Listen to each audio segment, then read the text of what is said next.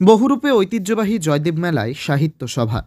ঐতিহ্যবাহী জয়দেব মেলায় মকর স্নান, হরিনাম সংকীর্তন, রাধা বিনোদ মন্দিরে পুজো যেমন চলছে তেমনি সাহিত্য সভারও আয়োজন করা হয়।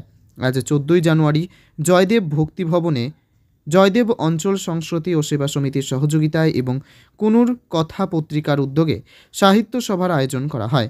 এদিন রঞ্জিত মুখার্জির একটি প্রবন্ধ সংকলন প্রকাশিত হয়। পাশাপাশি জয়দেব মেলা সংখ্যা চণ্ডীদাস পত্রিকা এবং দেবকুমার দত্ত সম্পাদিত ৫৯তম একলব্য পত্রিকা প্রকাশিত হয়।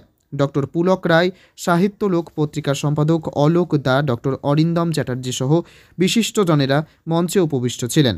রাজ্যের বিভিন্ন প্রান্ত থেকে সাহিত্যের অন্যতম পীঠস্থান জয়দেব ভক্তিভবনে আসেন। প্রায় ৫০ জন কবি সাহিত্যিক স্বরচিত কবিতা পাঠ করেন, কেউ বা সাহিত্যের প্রয়োজনীয়তা নিয়ে আলোচনা করেন। আজকের আয়োজনে কুনুর কথা পত্রিকার সম্পাদক চুনিলাল মুখোপাধ্যায় বলেন, অন্যান্য বারের মতো এবারও সাহিত্য সভার আয়োজন করা হয়েছে। সন্তোষ পালের রিপোর্ট, দুবরাজপুর নিউজ। আজ মকর সংক্রান্তি 1431 জয়দেব কেন্দুলি মেলা উপলক্ষে ভক্তি ভবনে কুনুর কথা পত্রিকা পরিচালনায় একটি সাহিত্য সম্মেলন অনুষ্ঠিত হলো। এই সম্মেলনে প্রধান অতিথি হিসাবে উপস্থিত ছিলেন অরবিন্দ চট্টোপাধ্যায়, অধ্যাপক, বাঁকুড়া বিশ্ববিদ্যালয়। বিশেষ অতিথি ছিলেন পুলক রায়, গবেষক, কবি, ঘাটাল থেকে এসেছিলেন। বিভিন্ন জেলার থেকে বর্ধমান, বীরভূম, বাঁকুড়া, পুরুলিয়া বিভিন্ন জেলা থেকে কবি সাহিত্যিকদের এখানে আগমন ঘটেছিল।